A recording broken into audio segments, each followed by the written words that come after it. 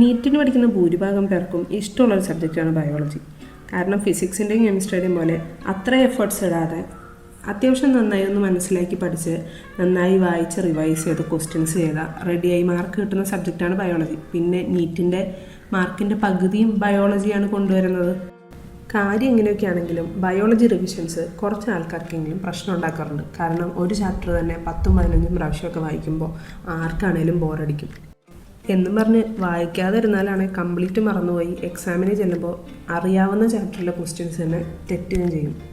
അതുകൊണ്ട് biology reading കുറച്ചുകൂടെ effective ആവാനായിട്ട് ഞാൻ യൂസ് ചെയ്യുന്നൊരു മെത്തേഡാണ് ഓഡിയോ ബുക്സ്. ഓഡിയോ ബുക്സ് എന്ന് പറയുമ്പോൾ ആരെങ്കിലും ബയോളജി വായിച്ച് റെക്കോർഡ് ചെയ്തിട്ട് യൂട്യൂബിലിടുന്ന വീഡിയോസാണ്.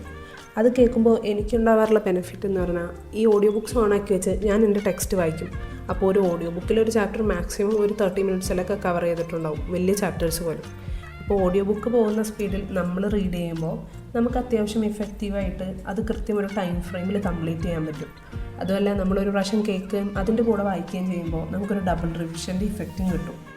പിന്നെ നമ്മുടെ ചാപ്റ്ററിൻ്റെ ഇൻട്രൊഡക്ഷനും യൂണിറ്റിൻ്റെ ഇൻട്രൊഡക്ഷനും പിന്നെ ചാപ്റ്ററിൻ്റെ സമ്മറിയും ഒക്കെ വായിച്ച് കഴിയുമ്പോൾ അത്യാവശ്യം വളച്ച് തിരിച്ച് വരുന്ന ക്വസ്റ്റ്യൻസും നമുക്ക് അറ്റൻഡ് ചെയ്യാൻ പറ്റും.